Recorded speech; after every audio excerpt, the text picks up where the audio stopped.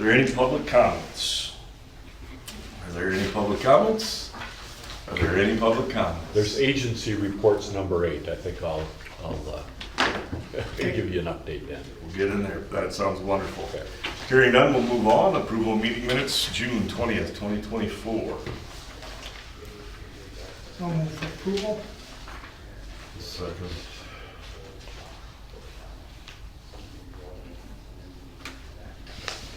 All right, motion by Bob, second by James. All in favor, signify by saying aye.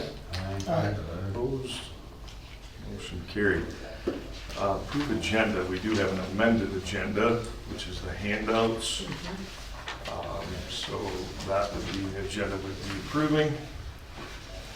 Move to approve the agenda, amended one. Second. Motion by Lynn, second by, I think, Brian. Sure. Yeah. All those in favor, signify by saying aye. Aye. Opposed? Motion carries. On the board reports, start with you, Brian. Do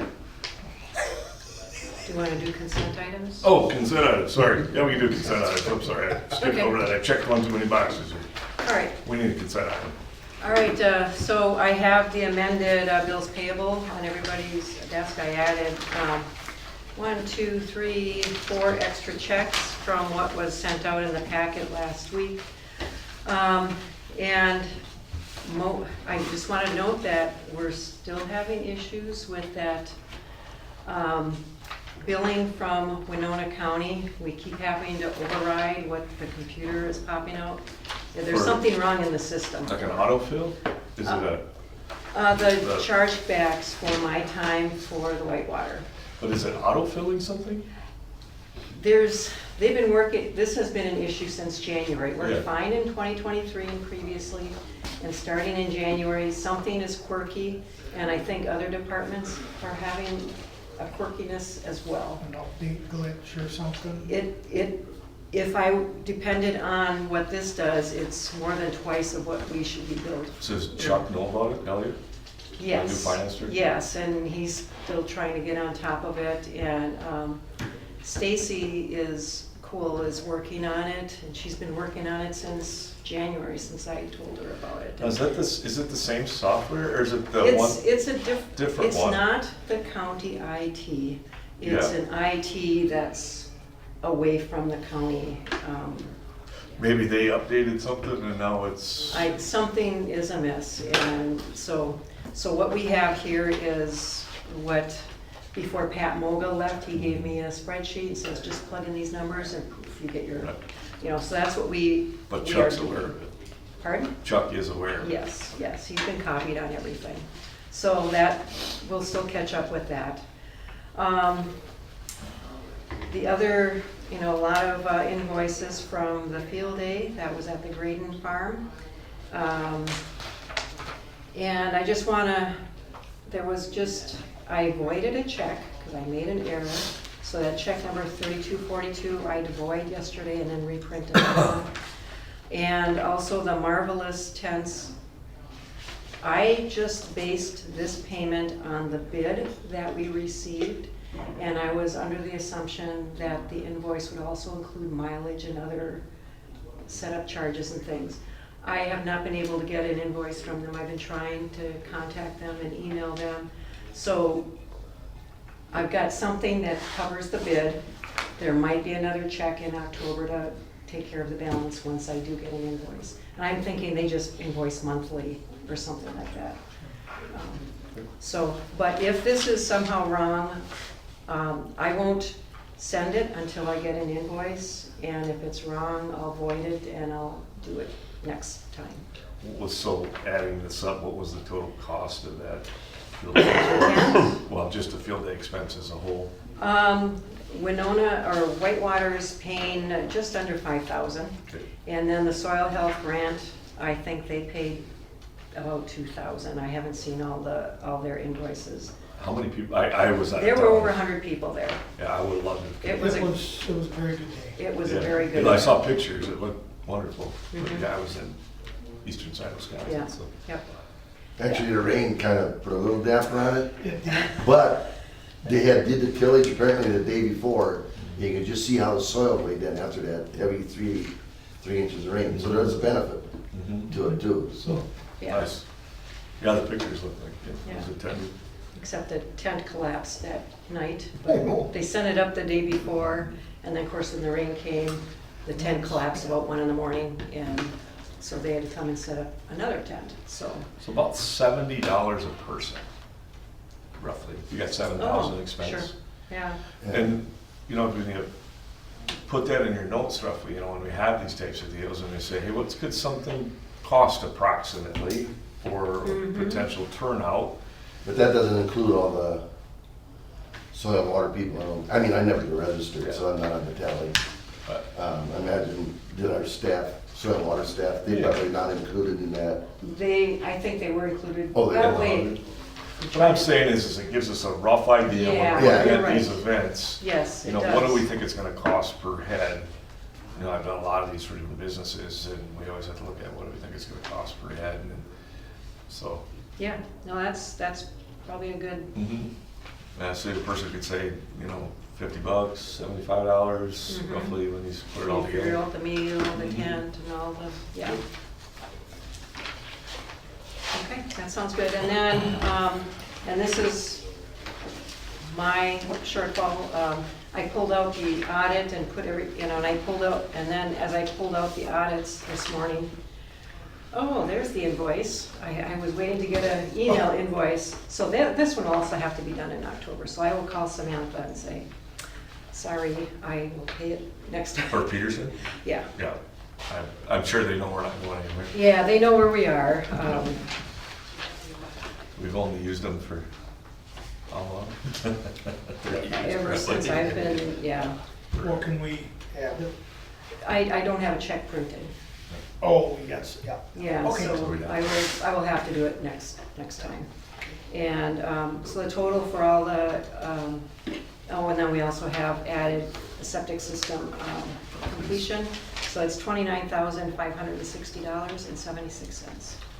Is it Jason Cleese, is that the Cleese up by northern side of Belgium. Wabasha? Oh, that Belgian Belgian area. Cleese, okay, because there's There might be Cleese another up. Jason, I don't know.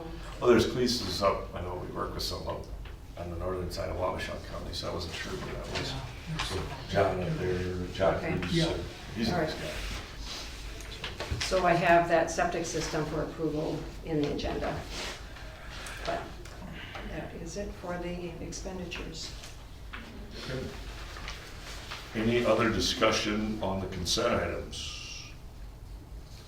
Hearing none, we have a motion to approve. So moved. Second. Motion by Bob, second by Brian, to approve the consent items. All those in favor signify by saying aye. Aye. Opposed, motion carries. Okay, now on the board reports. As far as Olmsted County goes, Kay Beaniak, who was our physical development department head, she has retired. And as of July 25th, I believe, so we wish Kay well. And then Heidi Welch, our county administrator, did take the job at Dakota County, and we are in the process of finding a new administrator. We have closed out the application timeframe, and I believe we have 14 candidates, Oh, and Wow. we're gonna whittle down from there. what's So that position pay in Homestead County? Boy, I don't recall specifically, but I'm thinking it's about 180. I think it has to do with experience too. Yeah, that's Winona County's 168, and then I think it's up to 175 now, so they're pretty close. Yeah, we've got a few of the positions that are up. They're actually up over 2. But when you're competing against Mayo and IBM and some of those tech outfits, you gotta kind of keep the money up.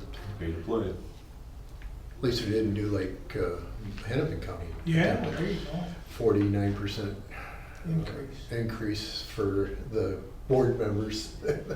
So that's They- interesting they- you bring that They've up. scaled that back. Yes, I would hope so. Well, I brought that up in Winona County, because Winona County is not, and again, I've said, let's do it after I quit.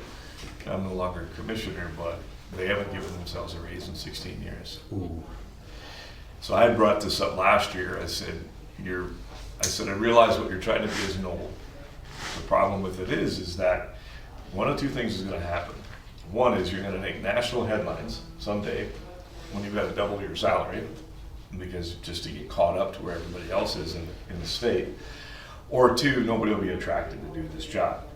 Because it's a lot. I mean, this is out of 5 meetings, 3 meetings today. This one, Farm Bureau meeting, Planning and Zoning meeting, a township meeting, a county board meeting. So it takes a lot out of your day and time. And I said, you're gonna start losing good people that are gonna say that's not worth it, you know. So I challenged our board and I said, you got a problem, you gotta figure this out. It's not noble to not pay people.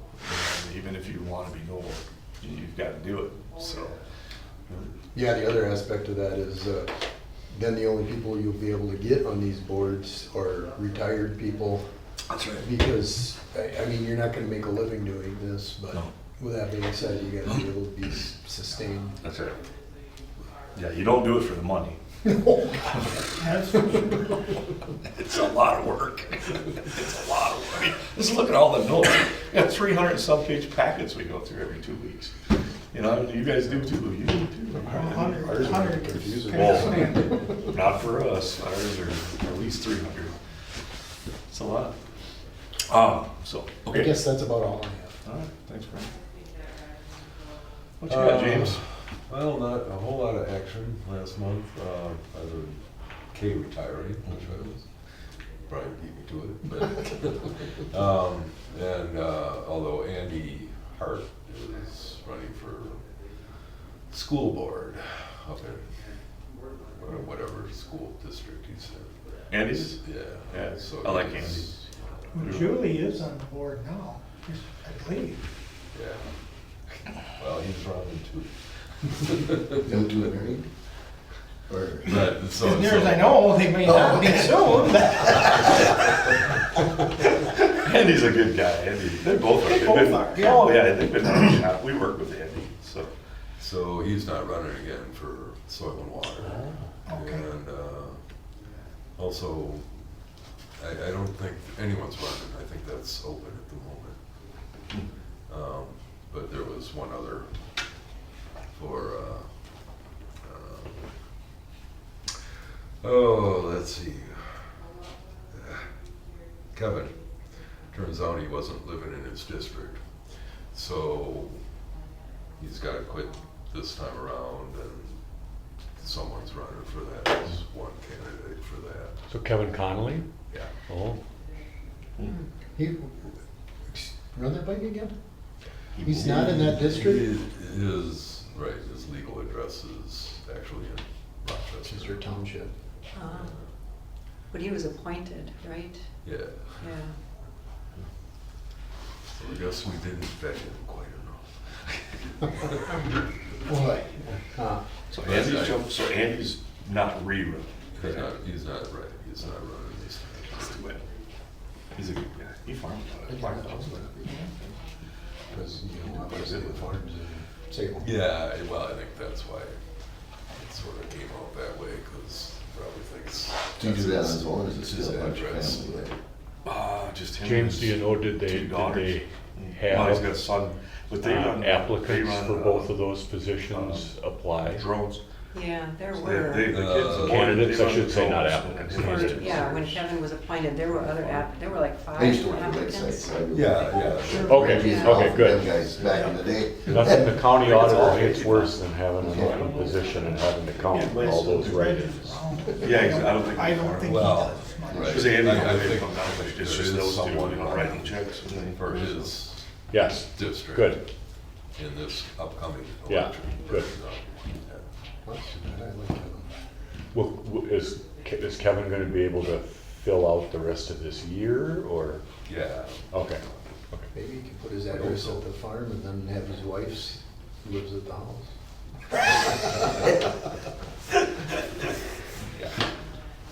Anyway. Okay. Yeah, so that's probably. Well, I'll go next then. You bet. Soil and water, I guess. Two things. Those are probably the main things. Well, one is the main thing, but we finally got a nutrient management soil health specialist hired, starting after Labor Day. Someone that has quite a bit of experience, I think, came from Kennebec County, Snake River coordinator as well, and actually sat in as their district manager for a while and different things, so should be able to hit the ground running, we think. So, and then the other thing is, so we're in the process of moving our offices kind of across the hall there, and Just need I got a room or what? yeah, because otherwise it's like 3 desks in about this space. So anyway, and I got an email from our district manager that said we're actually going below budget, so that's good, like for switching the internet, some things are less than we expected, so if we can do that, that's always good too, so. I guess that's all I've got then. Thank you. Yeah, Bob?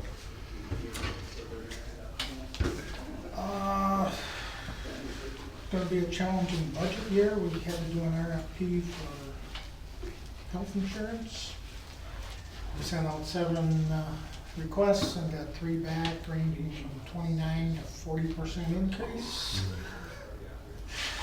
Yeah, I saw hers too, it's not good. It's not good. We are high claim. Yeah, just things aren't going too bad. Some union issues brewing. I don't know, they've been on the news some, but trying to put a stop to some of that. Mhm. But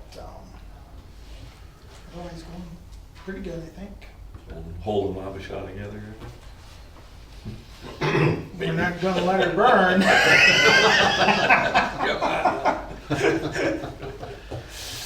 Andy? I didn't realize I had to do a report today. Well, just soil and water, just Basically, what's happening at soil and water. chairman about 3.5 years, and then in that time Darrell Buck left, and we were down to 2 personnel for about 2.5 years, because our technician also left. And last November, we were trying to hire a technician, and we had, and I don't know if Ross ever told you any of this, but anyway, hired 2 excellent technicians, because Darrell was half technician, half manager, so we're actually down 1.5 technicians. Our office did get behind as well. David knows this quite well, but we finally got things turned around. When this all happened, we looked at it as an opportunity to look at our office, think out of the box, and come up with new ways, because it's a perfect opportunity when you kind of short-staffed to hire people to what you want them to do and stuff. And it's been kind of stressful on our manager, because she was our office personnel person, stepped up into being manager, and she inherited a mess, and it's just taken a while to work through, but she's finally on the right track. So I'm real positive and hopeful that maybe the next 6 months will be exactly where we should be. So it's taking time, and that's what I had to keep telling her. Just keep the light at the end of the tunnel, Yep. keep an eye on it, Yep. and do what you gotta do to work to get there. Stay in your lane. Transitions are Or the always. board too. Yeah, and we had hired a couple people to fill positions, but they just never worked out. So then when we got these 2 new employees, she dedicated a lot of time to make sure that they're happy and enjoying what they're doing. And she's done an excellent job. They're very passionate about what they're doing, and they're very enthused about what they're doing. And if you were at the field day, Abby Hoffman was the one, and Jim McKay is the other one. McKay or McVeigh? McKay. McKay. Jim was a little more reserved. Yeah, he is. Quiet, Yeah. but he loves what he does. Yeah. And Yeah. Abby's more, hey. She's just bubbly and, You're gonna know Abby's in the room. yeah. Jim, you gotta look for him a little bit. Yeah. But they both are very passionate about what they do. None of them had JAA approval. It's pretty hard to find anybody out there with that. We interviewed probably 15 to 20 people over the last 2.5 years. And none of them had JAA approval. So that's all taking time. Dave from the NRCS is working with both of them to help them. Because there is no classes, or, you know, they can find stuff on the internet, but there's really nowhere really specific to go.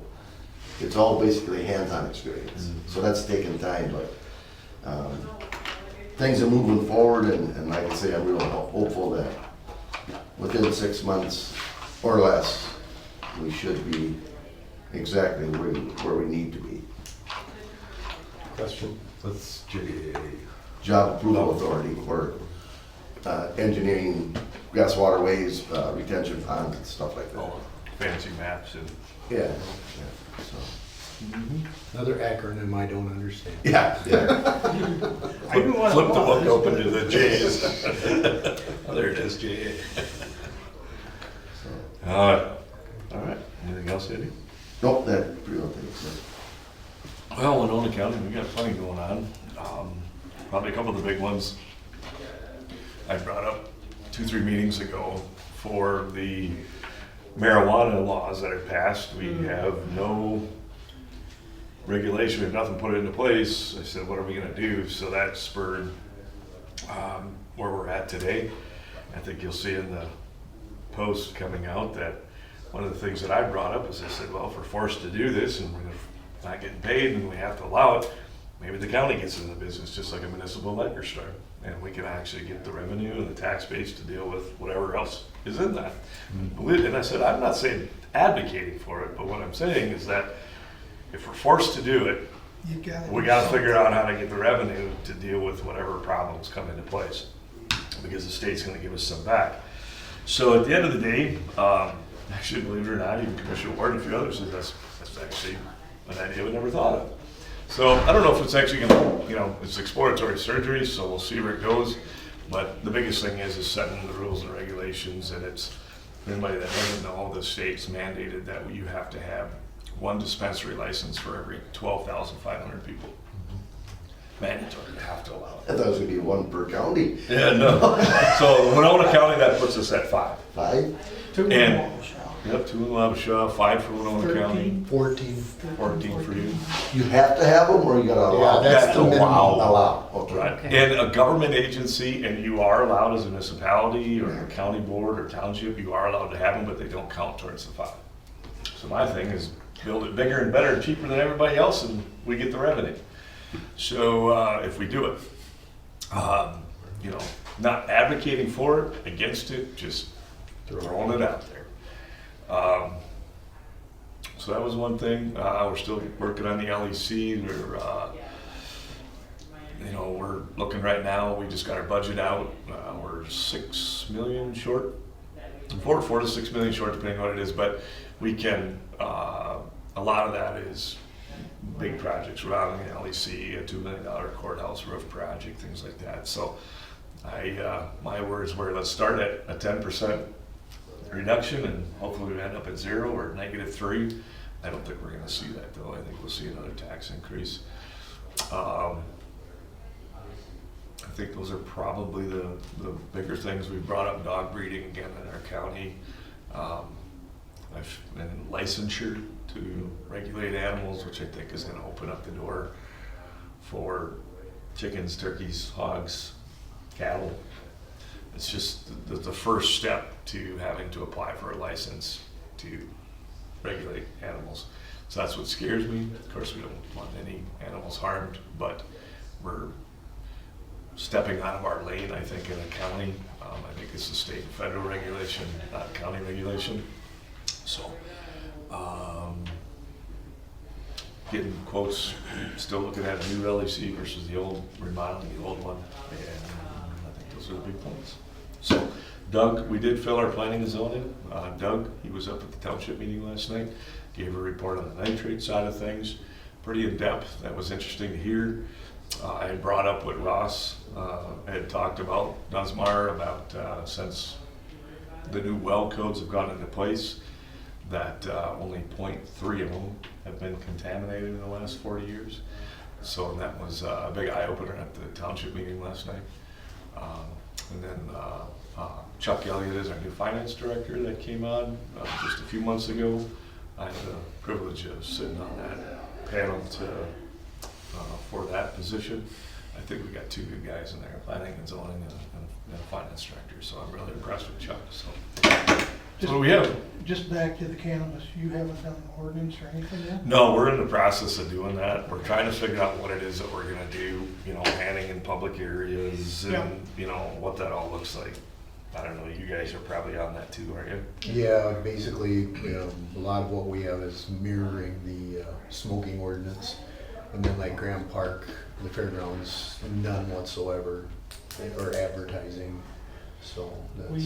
We basically took, was it AMC's or MCIT's guidelines, ordinance, and just kind of filled in the blanks, and we're discussing that next week, so.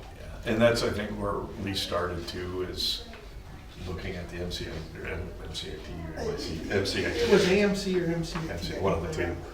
And we're doing the same thing, and then we're gonna kind of, I feel as though we're gonna kind of bring it down to some sort of restriction and go from there.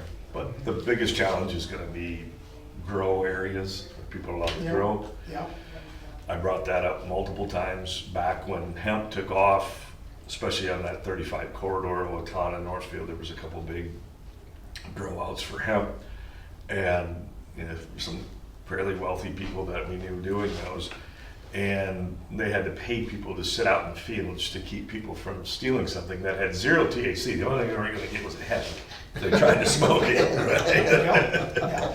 But still, they thought, hey, let's go steal this, And so, like I've said, hey, if these grow areas come into play, I wouldn't want to be their neighbor, because it's going to be a big attractant to some riffraff probably.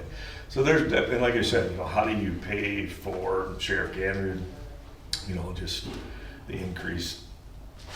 And somebody had brought up last night at the township meeting, why do you think allowing it to be legal now? What if people do it, they already do it. And I said, well, it's not going to get any better. Paired driving and things like that, it's only going to project potentially more people doing it. Ease of use, new people, whatever it is. So again, if that's what you're into, that's what you're into. But so there's some definite financial concerns for the county to figure out, okay, how do we do all this? I know the state's promising where you get a couple percent, I think, out of the revenue. yeah, there's, I believe so, but that's not gonna offset The cost. No. Then they put in the $400 million. It's a $400 million they spent to create the department, and it's already underfunded. And then they're promising us and understaffed, and they're promising the county's money back to help with it. Good and well, it ain't gonna last. It's gonna be gone. So it's kind of this, and we're left to foot the bill. So that's why I brought up, well, this can't be, maybe we should join. right, So- and we, Wamasha did very, very briefly consider, do we want to municipal? No, we don't want to. And that's, I don't disagree. I don't really want to do this, but on a tax basis, what other option do you have? How are you gonna do, now it's just a burden to the taxpayer. So, We're restricting as much as we possibly can. Legally. Because once you open up that Pandora's box, then you really got trouble. yeah, To try to bring regulation back in. now. So, new set of issues, so anyway, yeah. That's it. That's all I have. So, all right. Let's head on to number 7A here, financial update, Sheila. Okay, for the month of June and July, the balance for both accounts after unused income was deducted is $118,952 for June and $955 for July. And just to also bring to attention the audits that you approved last month, so now you have your own hard copy. That's Peterson didn't find anything. All of it. Just the standard job. Any other, do we need a motion to accept the audit though? I suppose that would be, I think we actually should, so. Okay, if Somebody all wants to right. make a motion to accept the I audit. move to accept the audit presented, done by Peterson. Second. Second. Motion by Bob's, Second by Brian to accept the financial update audit from Peterson. All those in favor, signify by saying aye. I, Opposed, motion carries. Whitewater Drinking Protection Grant updates, field day. Okay, and I could not get the printer to print in color, but here's just a couple of shots that I took from the field day.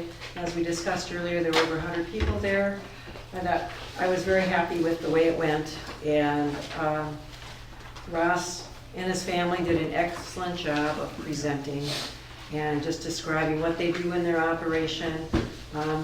He was very open and transparent about mistakes that he's done, but also, pointing out, that, hey, here's the things that are going good. The one picture, that first one, is that piece of equipment that Ross, I forget, who was it, Kevin Spells? Keith Spells. Keith Spells, Yeah, okay. that's the a Lemken. Lemken, Yep. yeah. It's a pretty blue. Takes a lot of horsepower to pull it. Does it? Yeah. Okay. So anyway, I thought it was well attended, and I heard a lot of positive feedback, and I think the peer-to-peer, the farmer panel was very good. And if either of you have comments about any other? You were there, Mike? Yeah, one thing that really is kind of interesting, Marcia, myself, and I don't remember who all were standing there visiting with Larry, and he was talking about the bee, the pollinator area they had. And the bees are, the depth that we burn in these diesel engines kills the bees. Really? But we, we gotta have this depth to make our air cleaner. Well, if we're making our air cleaner, but it's toxic to the bees, what's it doing to the rest of it? Just a really weird, is it progress or isn't it? Unintended consequences, I guess. Right, consequence. It's just like, hey, we need to pull all the phosphorus out of the fertilizer for grass for all these lawns. So what did all the companies do? They upped the nitrogen. Phosphorus doesn't translocate, it stays in the soil. It's not getting into the water because of that, but the nitrogen can. So what did it do? It made the nitrogen problem worse. And it didn't fix anything on the phosphorus. It's just, I think sometimes it's a feel good. It's Yeah. look at what I did. Yeah. But yet, there's no, so. No, it was very good. I think everything went well too, and the whole plan and thought all it. It's hard to get a true answer about anything these days. There's so much fake structuring of what you're supposed to believe. It's really hard to try to research to find out the truth. You almost can't do it. I guess the thing that pressed me the most was, Ross was talking about the field that day, and we had a soil meeting on what, 14th or 13th, and he said he was gonna go plant corn the next day. I said, don't you think it's a little too early? And he said, well, no temperature, and that's what he had to replant. Yeah. But if you looked at that field, that was one of the nicest fields of corn that I seen around in that area. I mean, it was green, the stalks were huge. I mean, because he had to replant it, did not hurt it. Maybe the final yield, but he was gonna do corn silage with it anyway. But so that, to me, pointed out that if something does go wrong and you plant early, you still got time to go in there and redo it or try something else in there. And I think people had to look at that, because then they're not, I think some of the things that people are afraid of is, if something goes wrong, what do I do? But he showed there that you could have something go wrong, do something different, and still end up with a pretty nice Still field of recover. corn. The boys up in northern Minnesota this year, we've got a couple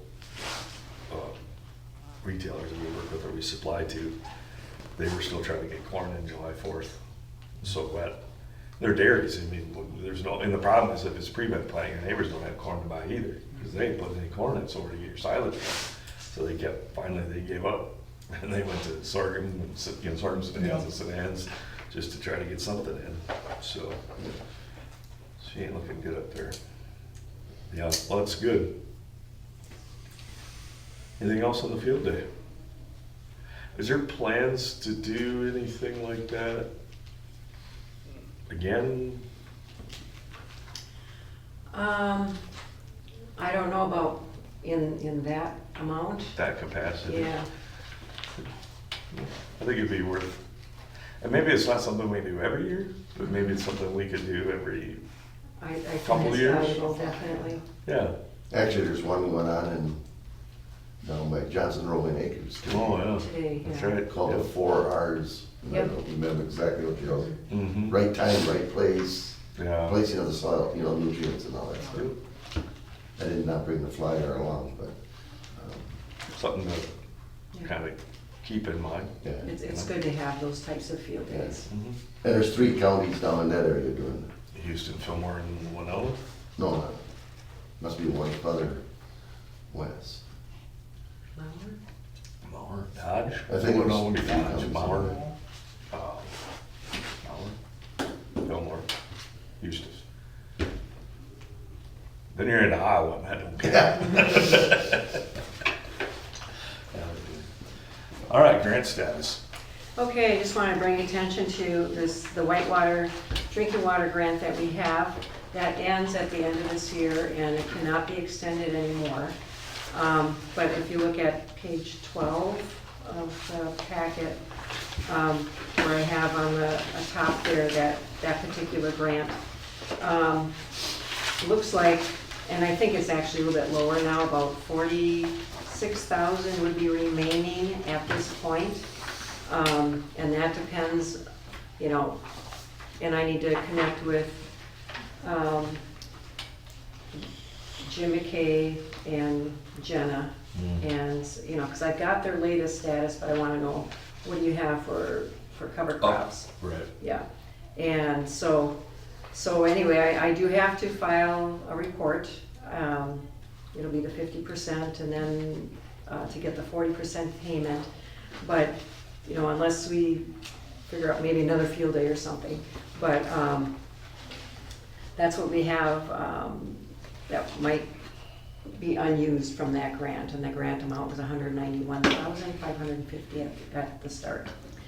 So just letting you know that that's, and I went through the other day where I am on all of the different categories and did good on septic systems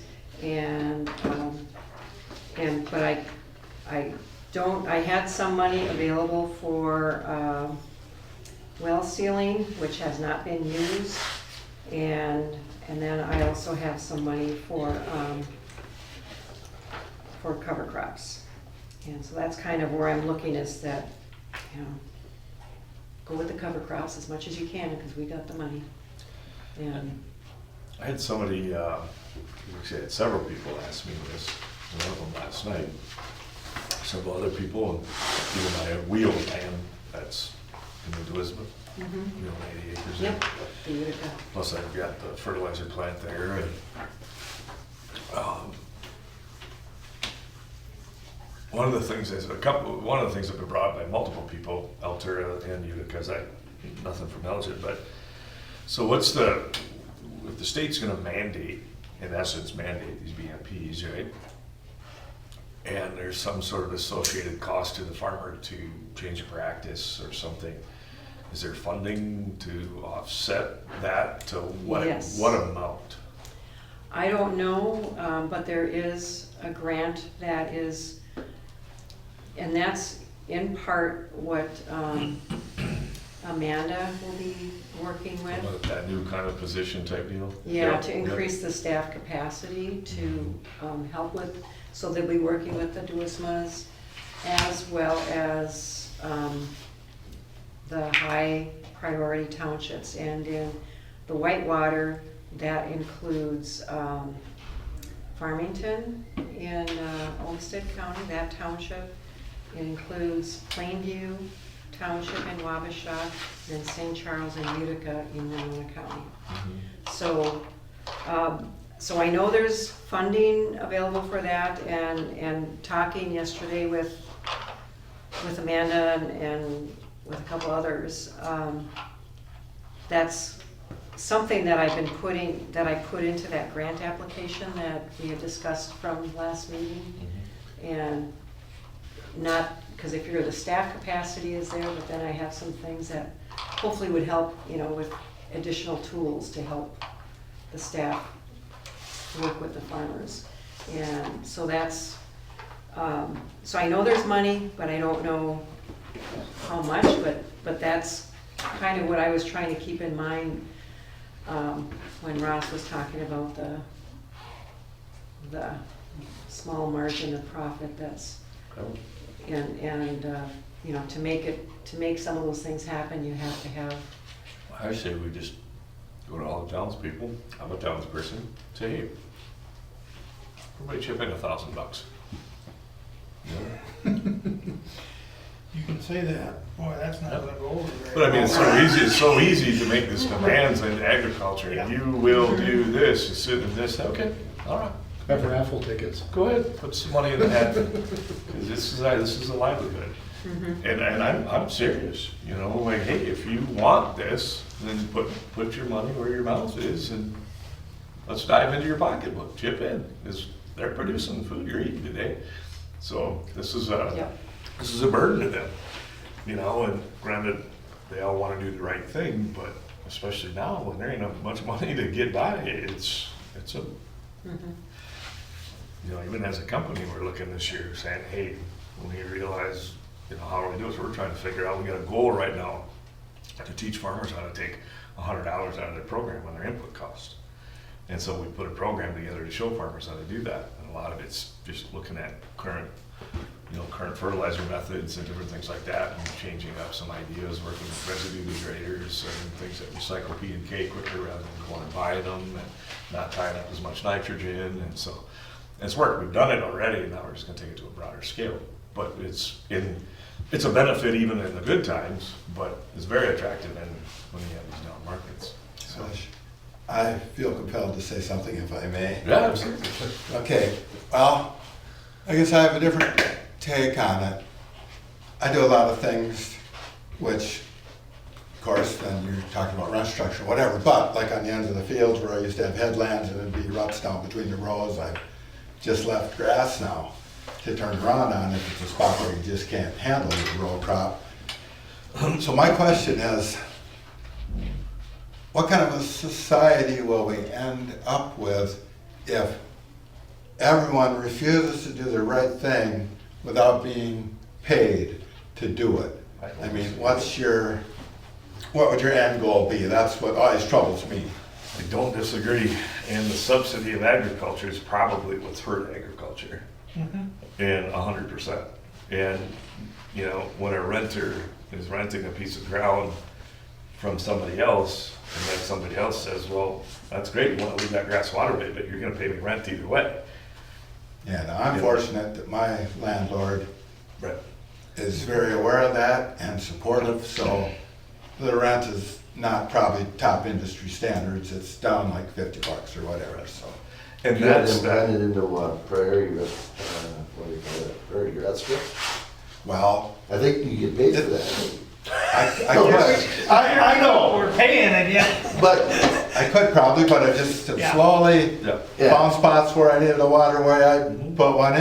Yep. And just did it over the years, so now my chance for a big payday is over, but that's not the only reason I'm against the. No, I don't disagree. I always said, you know, if I was Secretary of Ag or whatever for a day, I would stop subsidizing corn and bean and subsidize the third crop. That would change agriculture. 100%. And it would change the whole balance of everything that's out there. Grew up on a conservation farm, a wildlife farm, so my grandpa was a huge, in fact, we were in all the books and everything else in prairies. In fact, in our honor farm, and last year the governor's opener hunt was on, not that I'm proud of that, but it was on our farm. But, so I get it. The issue is that not everybody thinks that way. And this is that education over regulation that I've coined, that we need to educate landowners, whether they're farming it or not farming it. We need to get everybody involved so we can go down that road of whether you own it or don't own it, we're trying to do the best management. We're offsetting rents, we're looking at that. Now, the landowner's saying, well, I gotta pay taxes, or I got a payment, or whatever it is on this stuff. And then you turn back to the government side that wants to go spend more money, which goes back to the land base and gets taxed more to turn around and go give it back to, it just doesn't make sense. You can't tax your way to I have another prosperity. point if I might. Yeah. Our whole economy really, the whole country is running on the same plan. I mean, you should have maybe corporations paying 5% on their stocks, the employees making enough to make a living without getting welfare or subsidies, and everything would like be down a step, but it would work on its own. And instead, by always helping one thing or another and making them out of sequence with the rest, then it's just a ladder that keeps moving up because, oh, they're at a disadvantage now, we need subsidy there, and it just keeps going. I'm sure you understand what I'm saying. So you're saying government isn't the answer? It's kind of a big problem. I agree with you. Ever since cover crops came out, I said, why do we gotta pay somebody to do the right thing? Yeah. So then I actually served 1 year as a FSA board member and soil and water member. And back when I was on FSA, I tried to get it to, FSA would withhold payments and your insurance, assistance that they give you if they weren't following best management practices on the land. They're supposed to anyway, according to the 85 Farm Bill or whatever. They can't enforce that. Okay. Sounded like a good idea to me, but they says, you can't enforce that. So, but I mean, that would be simple. You don't get no subsidy checks if you don't have grass waterways and all this other stuff. And I think, and I, on the meetings I go to, like for example, this spring I went to a clean water meeting in Lewiston Community Center. 2 farmers were there. And they were just beating on the farmers, to no end. Yeah. And I says, we, as a soil and water person, and Josh has been saying, we've got to reach out to everybody and get them educated on what's gotta be done for things to improve. Educate or regulate. They were pointing fingers at us pretty hard that the farmers were causing 88% of all the nitrate problems. I told them then, I says, this problem didn't start yesterday. I said, this has been going on for 50 years. We were using the technology or information that universities were giving us for rates of nitrogen and everything else. Over the years, we got better technology, finding out some of this stuff wasn't right, and this problem isn't going to be fixed tomorrow. I says, it's time to quit pointing fingers, it's time to everybody start working together. And being I was chairman of Soil and Water, I made it quite clear that whatever I say here tonight is my opinion and not Soil and Water's. Because at one point, some of the people in the audience got kind of nasty. Yeah. This project's been going on for 10 years. It's just job security and all this and that, they said. And I said, do you really want to know who the problem is?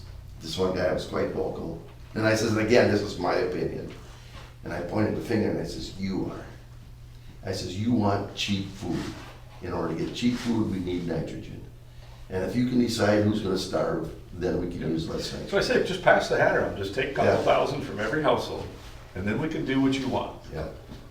But nobody's willing to do it. Nobody will put their money where their mouth is. No. Nobody, I've challenged how many people that sit there, you will, and you should, and that's fine, just put a couple grand in the hat, and we'll start passing that out. Whoa, I don't wanna do that.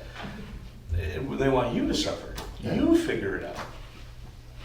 And that is that education, that is that working together. It's bringing that whole piece back, and it's teaching landowners and trying to work together. Back when I did a lot more crop consulting, Andy, versus managing people now. Which one was easier? But I would offer to go sit down with landowners, with the farmer, and say, look, we want to put a plan together to do this right, but it's going to come at a cost from your renter. or can we work together somehow to do the right thing where he can, preserve the integrity of your land as a renter, and you still come out financial, make your payments, taxes, whatever it is you gotta do, and he can still make this work. So we would do that. I did that 100+ times, I bet.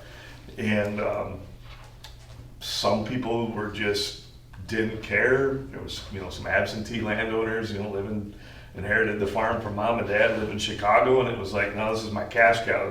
I literally said, no, I'm sorry, this is putting my kid through college. We want every dollar we can get. Flower fence line to fence line. Okay, and other people were very receptive to it. So I go back, so you brought up the cover crop thing, and Sheila, I think maybe you remember this when I first got on the Soil and Water Board years ago. That was my comment too, was that, hey, this is a 3-year program.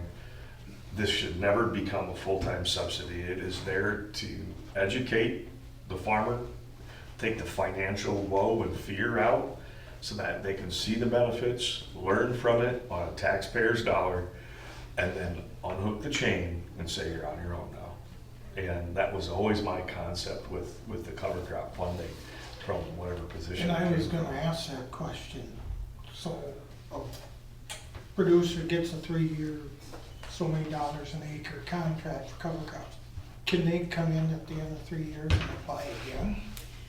If they did a 3-year contract and it was like a winter rye, just a single species, and then after that 3 years, they wanted to go to a multi-species or do something, Different? cool, yeah, then they could. But I don't know if anybody's doing 3 years, everybody's doing the 1-year cover crops. Oh, it varies. There are Varies. some that are doing 5 years now. Oh, I mean, really? I'll be honest with you, years ago, I took the cover crop payment, probably 15 years ago, a year or two, tried different things, and I saw the benefit, and, you let it go. But I mean, there's people out there that, well, you gotta pay me to do it, so I struggle with some of the payment side of things too. On the other side, I see the struggle because you gotta go out and buy the seed, you gotta go out there and get it done. If you don't have the right equipment, then you hire it. Well, that gets pretty expensive. On the soil and water side, I see they kind of went away from the 3-year program because it's just too much paperwork, too much verification and everything. We adopted 1-year payment. We're trying to adopt what Olmsted County commissioners put the money out towards Olmsted County soil and water. I think, this is what I'm hoping, that someday that's gonna be a state program instead of just Olmsted County. That is actually what we're looking at now. Yeah. To get it turned over to the state. I just wish Olmsted would've went one step further, and this is the soil and water, I believe, would be there. You can terminate it after 24 inches, get a larger payment. My opinion is they should let it go to grain, because then you're stopping corn and beans in that field for the whole year. Be harvested as a cash crop. And then, promote the small grains. See, Gotta that's have a it- subsidy of that third crop because it takes this other side out of that rotational aspect. Yeah, so, I'd like to see, and I'm doing that myself. I take my corn silage off, I put in winter wheat, combine it, gives me a place to haul manure around the middle of July, because I raise steers, I get the straw, and then, 2 weeks ago, I put my alfalfa in. I think the Olmsted County program actually does that, Andy, only it's not called a cover crop anymore. It's now a third crop, Okay, because you're taking it as a grain, so it's incorporating a third crop into a corn soybean rotation. and I think Martin Lawrence is working on that, isn't he? Martin Larson? Larson, Yeah. yeah. Now, the argument to that has always been, well, you're removing all that. And you're right, grain is 50% of the biomass that comes off from any field. In fact, mathematically, we used to have to, one of my instructors was from Purdue, we had to mathematically calculate carbon loss. And so looking at grain yields and fodder and everything else and blah, blah, blah, right? So about 50% of it just sits in the grain. So mathematically, as a farmer, you're always going backwards, okay? But the only way you can improve that is to grow something up. Now, this does not build soil. That builds soil. This feeds crops. This builds soil. So, effectively 50% of the residue, even if you took the straw off, you've got a certain amount of biomass just in the root mass and everything else. So the argument's been on those situations is that, well, that's not a cover crop because you're not putting anything back, you're taking it off. If you take the straw off, yes, you're taking a little bit more off, but 50% of the 50% is below ground. So effectively, you're still leaving about 25% of the total. I'm not talking carbon like carbon credits, but just of the biomass. So the carbon biomass is still there. And especially if you can prove, hey, that goes for bedding and it goes back out on a recycled basis. So it's still about 50% of the value of a true cover crop that you would normally produce. And really, in reality, if you only get a cover crop to do this, the biomass that's put back is very limited because the carbon structure, it's a simple carbon structure. It's predominantly hemicellulose based. So it does very little to build soils. It does a lot to feed the bacteria that are there. So really, in reality, the wheat stubble actually has a larger impact than a small biomass of a cover crop to build soil. So that's your argument that anybody ever comes back and says, well, you're taking that off and that's not right. And actually, you're building soil better than what you would if it was here. You know, I always cut it high enough, you know, so it's up off the ground, so I'm still leaving about that much straw there. So the amount of biomass you're putting in is actually better than the guy that's got the young, lush little green plant. And that's the thing too, that the last couple of years I've heard, you know, on the cover crops, it's not just what's above ground, it's what's below ground. 50% typically is below ground. Yeah, we actually did that. Mike Loveland, we grew out winter rye, and then we grew them out in big pots or big storage tubs. We grew it out, and then we washed it all out. We replicated it 3 times, so it was a trial. We cut it all off and we weighed it, and it was almost exactly 50% of the biomass was below ground. Something keeps running through my mind when I listen to this. And that's simply if, and I think it's been established that this is best practice, that it's actually a very good idea, why is it so difficult to get it adopted? It's kind of like, what would be a good way to explain this? When you buy a car, do you open the book up and go down the checklist of every single thing that the manufacturer wants you to do at every interval, at every time, using the specified fluids and exactly when it should be done, and bring it to the service and go through every single thing that needs to be done throughout the whole life of the car until the day it goes to the junkyard? How many people actually do it? And why don't they do it? And it's usually because of a financial basis. It's a time thing and it's a financial thing to sit there and go through every single one of those things that they say to do at those intervals.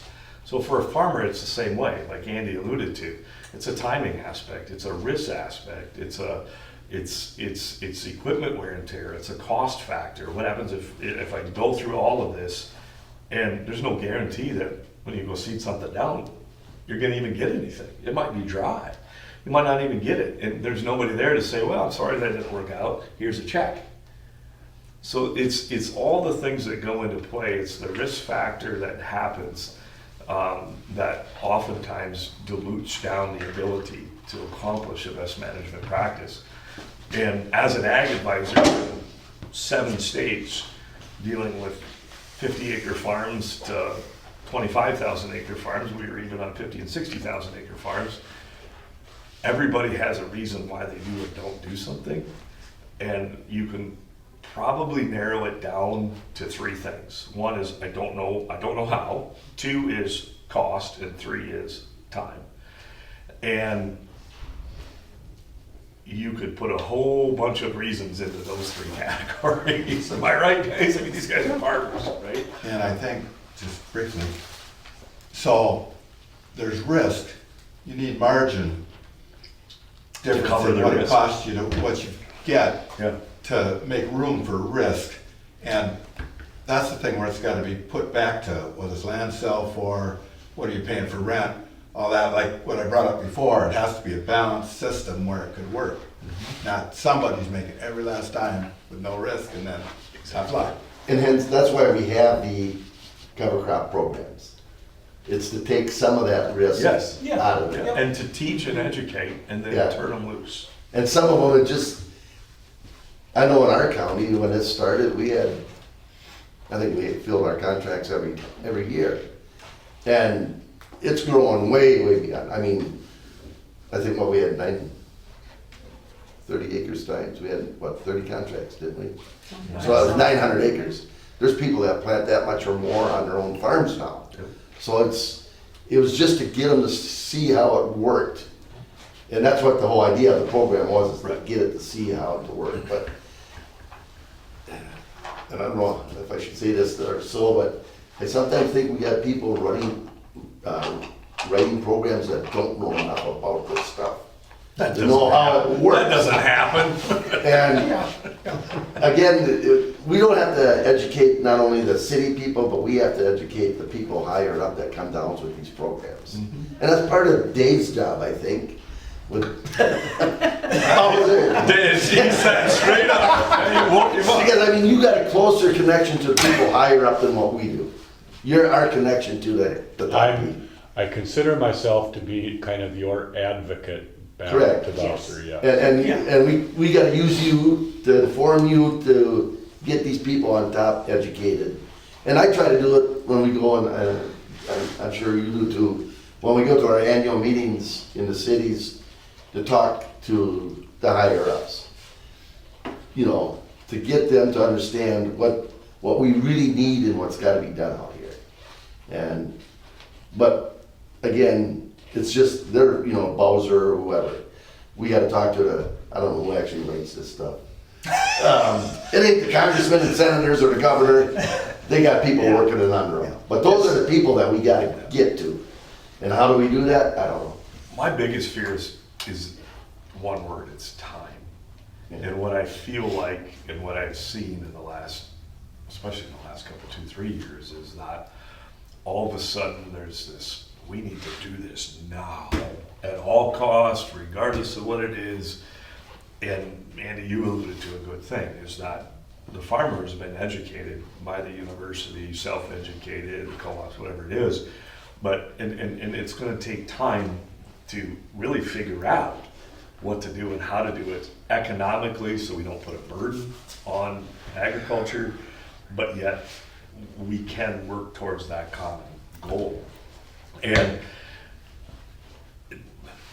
this time thing is what scares me, because I think the people that are pushing for the time are the people that are the least affected by the outcome of that time scale. And that's why I go back to and say, okay, fine. You want to accelerate it? Go ahead. Put her in the hat. Because that's what drives that change. But nobody will do it. Nobody will come up and put a check in that hat and say, here you go, farmer. I want you to change. And they're just having an expectation that the farmer's going to absorb it.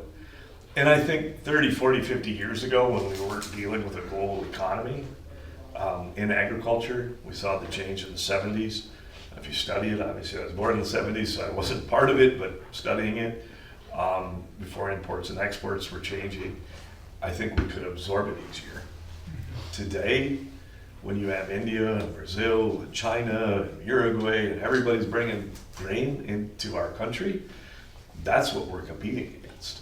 And we just don't have the economic ability to absorb the cost in this time fashion that a group of people that aren't affected by the outcome want us to do it. So I keep saying, just give it time. Please try to understand. And if you want to accelerate, you're more than welcome. But nobody will put it in there.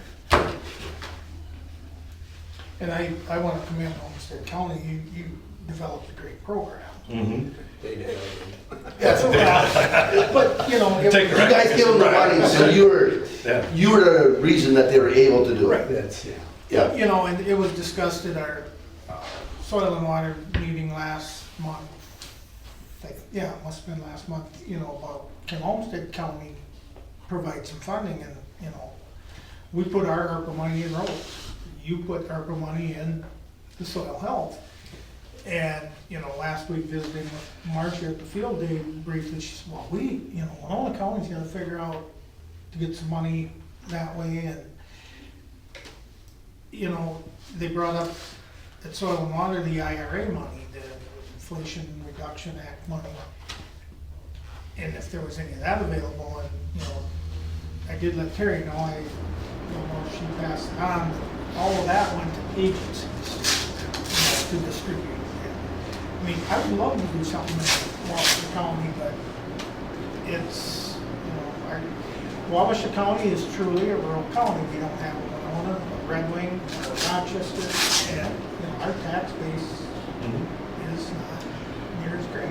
Well, and I think, you know, Olmsted may be a little bit different, but I know Winona, and, yeah, and again, this is why this board exists, is looking at, you know, the topography, I guess, of the Whitewater Valley and everything that encompasses.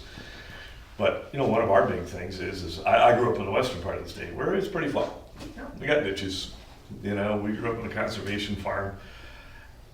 The challenges there and the challenges here are completely different. So the funding that Nobles County gets for their SWCD and what they can do with it versus all the challenges that we have in this valley and the outs, it's just, we got a much larger task at hand, Yeah. you know?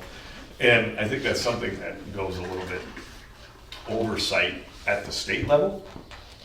They don't necessarily see that. It's kind of like, oh, well, we've got this money. How do we divide it amongst 88 counties, and not really looking so much at maybe the challenges that the county has versus if I'm in, you know, Pipestone or Nobles or something like that, Jackson County. So Dave's making notes as fast as he can write them. Well, at least we know he's listening. Yeah. Probably playing Hangman. Tic-tac-toe. So, have you ever seen the quote about the duck? Always behave like a duck. Keep calm and unruffled on the surface, but paddle like hell underneath. I'm being a duck. Yeah, you did that. I like it. All right, guys. Anything else on the grant? Yeah, good Good great discussion. discussion. Moving on, anything else on the grant status? Nope. Okay. Any other discussion on that? Hearing none? Oh, go ahead, James. I was just wondering, the encumbered number for the water protection grant included the 20,000 that we just asked? Yes, Today. yes, and the field day expenses and All right. some other things. Yeah. Good. Good. Anything else? Let's move on to the Cleese septic system payment. Okay, and so that got finished, and I'll pass this around. This is the paperwork that needs to be signed. It's just Josh's signature that's needed. This system is, pardon? Is there a check too? No, the Okay. check is with the, here. Oh, I didn't get a check signed. Yeah, the checks are, we didn't sign any checks. I didn't sign any check. Okay, Were they in the packet? Oh, the big clip. the big clip. Yeah, and I got all the checks in there, Okay. all the documentation. Oh, I don't think it's, no, I just have to sign it. Yeah, so this is the septic system. It was approved last year, in the fall, I think it was. And basically, the septic system was failing to protect groundwater. Small lot, large house, 5 bedrooms actually. He's got lots of kids. So the only thing that could be done to replace or upgrade the septic system was to put in this HOOT system, and I don't know what the HOOT stands for. But it's a step above the normal type of septic system. There's some filters that are involved that need to be changed periodically. And so the invoice included $600 a year to do maintenance, but talking with Dave, we couldn't do that, so I pulled that part out, because that's kind of like having your septic system pumped. That's a maintenance fee, that's not an installation cost. So anyway. So it still operates similar to a drain field, or do they have to pump this There's system? kind of there is a drain field, but Like a it's, mound type system? I don't know if it's a mound or if it's, but there is an electrical hookup, so there must be some type of, Something's going on. yeah. But basically there are filters, and the person, like, this is in Wabasha County, they don't have the, you can call it JAA to be able to do a hoot system. Oh, sure. So it had to go through GQ'd. They had to do the design work. And that's the same way in Winona County. They have to go to somebody else to be able to do the design because it's an extra tier above. Guess of- I have a question. I think I can assume what the answer would be, but if someone can't afford the $600 for like, and it might go up if there's inflation someday, but Sure. to replace filters and stuff, I would assume it backs up, then maybe, then they're forced to deal with it, other than something just bypassing or whatever. Right. From what I understand, you know, if you put one of these systems in, I might have this wrong, but I was under the assumption that Wabasha County required you to have some kind of contracted maintenance to have that Okay. done.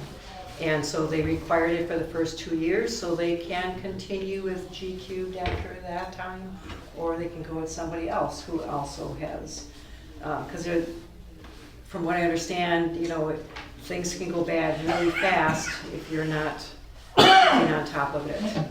And then you're back to where you were in the beginning, having something that does protect groundwater. I'm gonna get on my soapbox again about these. I know you were gonna say that. Maintenance, yep, My soapbox, you already know, here's my soapbox, but we got Dave in there.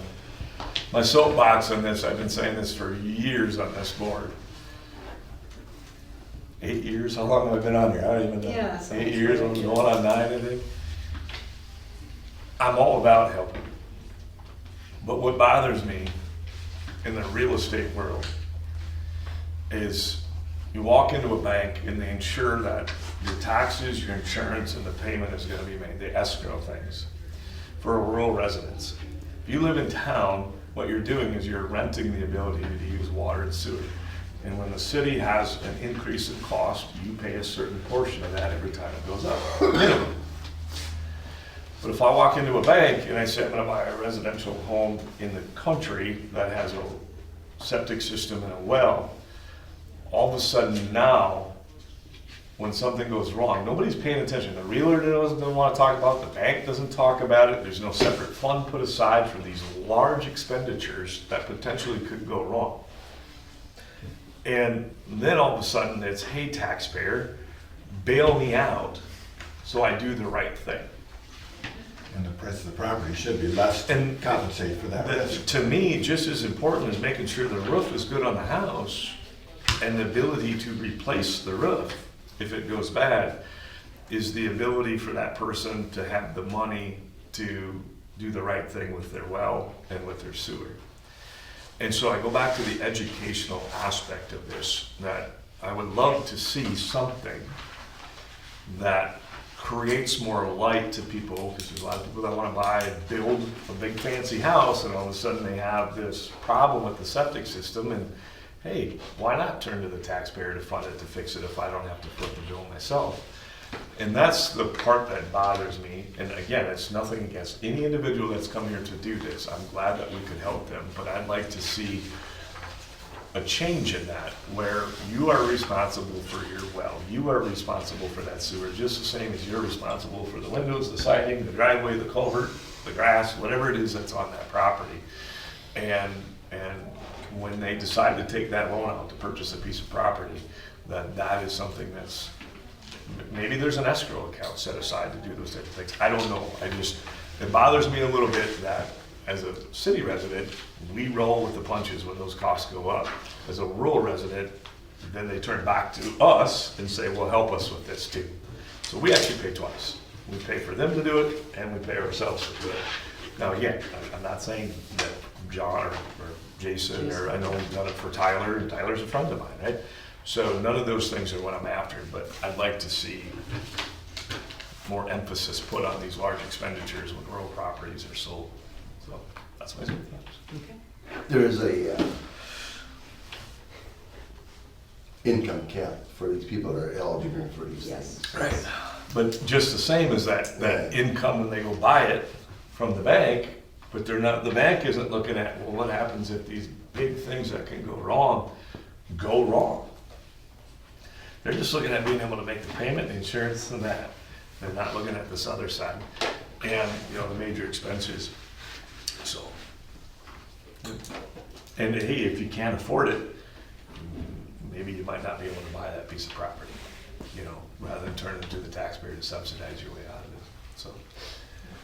In Wyoming County though, don't they have to have that well, or a septic system inspected before the purchase can be? Yeah, so it has to be Yes. good in its current state, but let's say Yeah. 10 years down the road it goes bad. Yeah. Who's paying, who's footing the bill? You know, that's the problem. And so, like I said, in the urban districts, you foot the bill through a cost or increase to the water and sewer that you buy. Every gallon adds a penny to it or whatever. And so you end up paying for the increased cost there, and then you end up paying for this over here for people that weren't factoring that into the cost of ownership of that piece of land. And I could be mistaken, I think it's well and septic need to be in compliance. Yes, because And again, it's at that moment in time. Right, But right. what happens But I when it mean, goes it's- back? And I think that's through the Realtors Association, I mean, that's Yeah. kind of law. Right, but it's nothing's being put into place that says, hey, when that 40 grand is Right. needed. Yeah, no, you're right. Yeah. So, I'd like to see that in the banking and the real estate, you know, of course, realtors, they just want to sell stuff. Yep. Bankers want to give out loans, and they would love to have you come back in and say, I need a loan for 40,000, put a whip in, you know? So I just think it's counterintuitive for them to say anything, so how do we promote the message that says, hey, this could become an issue for you, so. Anyway, soapbox done. On to local advisory team update. Oh, okay, we had, since the last meeting, we had a meeting on July 31st for the local advisory team in Elgin. And basically, the modeling, trying to describe how it would, what was done is the state came in and collected a sample of the water from the well in Elgin and did it took months for them to do this analysis of this water to identify how much of it is, you know, how many years it takes to get that water into the well. And so based on that, based on information that they got from the ag dealers in the area, as well as from the local advisory team, they came up with, these are the recommended rates for you to use for nitrogen application.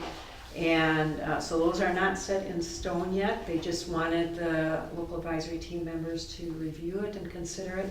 So this week I sent out that PowerPoint to them, and Mike Cruz is going to meet individually with all the farmers there and discuss it, because what we don't want is it to be carved into stone and then it's not something that works with the farmers in that Tuisma. Could you forward that PowerPoint? Yes, I can do that. I will send Maybe out. others want it too? Yes, I can send it to the board. It's Send, page, if you look at the PowerPoint, it's page 8 and 27. It's the same slide repeated. 8 and 27? 8 and 27. So I will send that out to you. And I apologize, I should have sent it out before this meeting, but Thank you. yep, I will do that. So, and then the Altura meeting, we were supposed to have a meeting on July 31st for that local advisory team, but the model wasn't done yet. The modeling was still, there were some kinks in that particular data set that needed to be worked out. So they propose having a meeting sometime this fall. Good. So, Discussion or questions? All right, we'll move on to the Clean Water Fund. oh, did we have a motion for the police? Oh, yeah, we're gonna need one for that payment. We need a motion So to, moved. Second. motion by Brian, second by Bob, to, yeah, thank you. for the Clee septic system payment. All those in favor signify by saying aye. Opposed, motion carries. Okay, now on to the Clean Water Fund. Okay, so I have a resolution for me to submit a grant application for the Clean Water Fund that's due next Thursday. I will have it done on Tuesday, I think, but this is the resolution and it's in your packets for Josh's signature. And I also put at your place, this is what I've got so far. And this is a draft, of course. They're basically just a couple of questions. Basically, project abstract, prioritization, relationship to the plan, targeting question, project impact, and project rationale.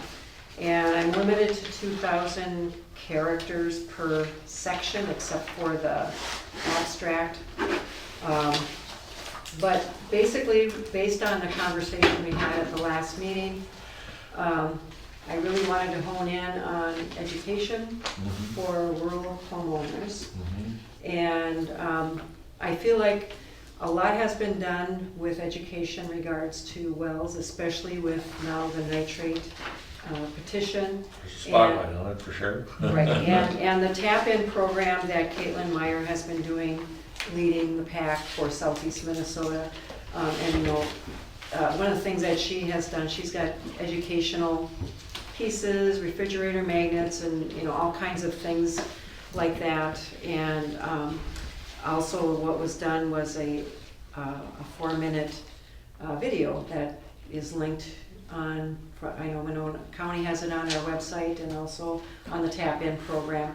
Basically in 4 minutes, sit down and as a homeowner, you know that you have to test for these particular contaminants at this cycle, and then also how to maintain your wellhead, make sure you don't run over the wellhead or damage it, and then, you know, so just basically some background information of what a well owner needs to know to be a responsible well owner.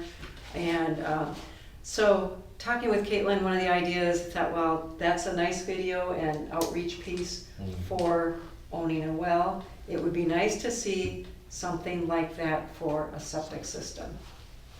I don't think most people really understand their septic systems. No, I agree. no.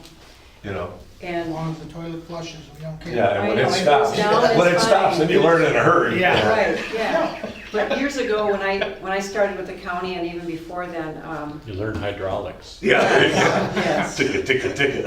It's not going down. there was a gentleman, Doug Melchow, he's retired now, but he used to do septic system maintenance classes, and very, very entertaining. And very engaging, and you know, so, but he's retired, and I don't know of anybody that's, and he retired about 10 years ago. And, you know, the U of M does have a septic system maintenance webpage, but you know, you got the booklet, you've got, you know, but, Nothing that'll change on that. right. So you're saying this guy Exactly. really gave a shit about his job? That'd be one way of saying it. So anyway, that was one idea that we had, was that's something I can, and so the idea is to go with, there is the accelerated implementation category that you can do, and basically, they're not practices per se, but trying to accelerate so that you can do those practices.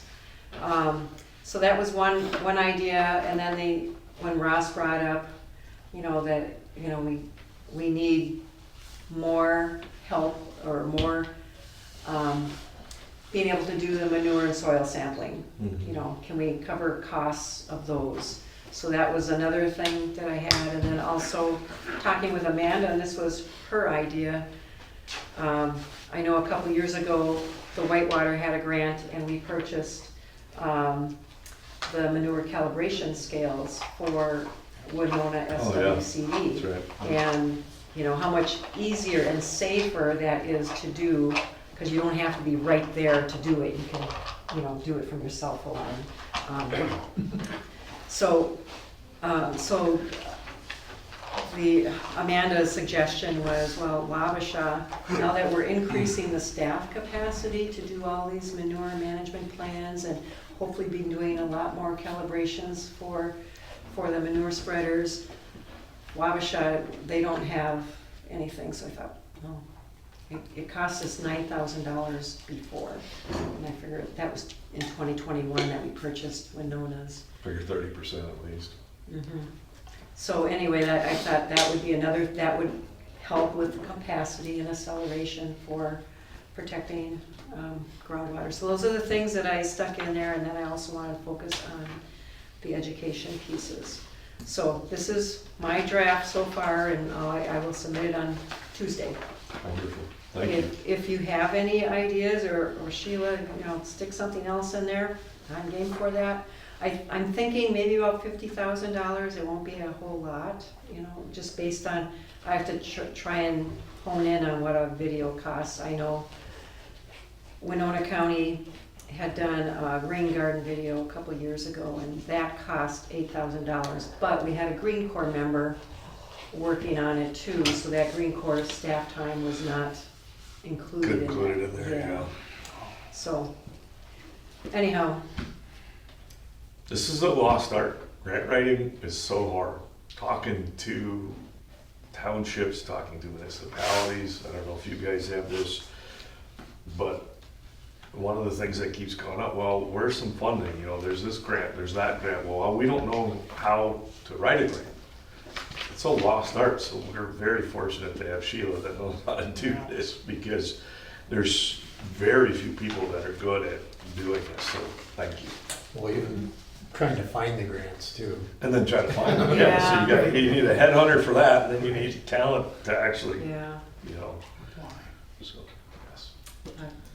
Anyway, so that's what I got on the table, and if you have any ideas, just email me or call me, and we can talk through it and see if it's a fit. Great, thank you, Sheila. Anything else on grants? You're up, Dave, spotlight's on you. Well, as Sheila mentioned, we've got Clean Water Fund competitive grant RFP until next Thursday. So if you want me to take a look at it, and I will say up front that I have written grants before, I've never gotten one. So Take that back, take it back. I'm 0 for 2. I've actually written a couple applications as a Bowser employee for RCPP that haven't gotten funded. So, Those are but- hard. well, I mean, I'll make the offer, and I'll try to do it tomorrow. Your deadline is Tuesday, so. Yeah. And Sheila also mentioned your current grant, the drinking water protection grant. So now that you have encumbered or expended over 50% of the funds, a lot of our, especially our clean water fund grants, are what we call 50-40-10 formula. They phase out, yeah. So you get 50% of the grant amount up front. Once you've spent 50%, you get the next 40%. And then once you've expended all of the grant, you get the last 10%. And so depending on a number of factors, before you get that next 40%, there may be what Bowser calls a reconciliation of that grant, where our I'm trying to think of Audit. Julie's, well, Julie- it's like an audit light. Yeah. Our financial specialist will come in and take a sample of the documentation from Sheila. I don't know whether this one will need that or not, I but don't know if what it I'm does. gonna do is let Julie know that this is coming.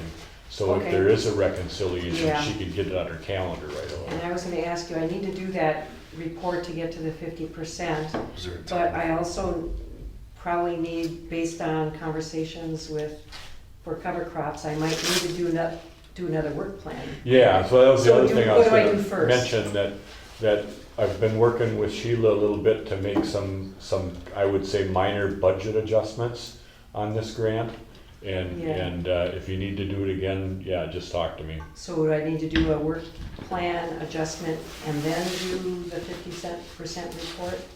I would say if you wanna make a budget shift, let's do the budget shift first. Okay, And then, So then I'll need to submit open the it up. report. Okay. Yeah, yep. Is Okay. the work plan, can we, I don't want to use the word rubber stamped, is there much change to the work plan for the next 40%? So really, we No. could just use the existing one and Right. change a few dates and Yep. it should be pretty minimal. Yeah, so give It's- you kind of some general guidelines on the Yeah. work plan. If you're requesting a shift that's less than 10% of the grant amount, Yep. you don't even need my approval.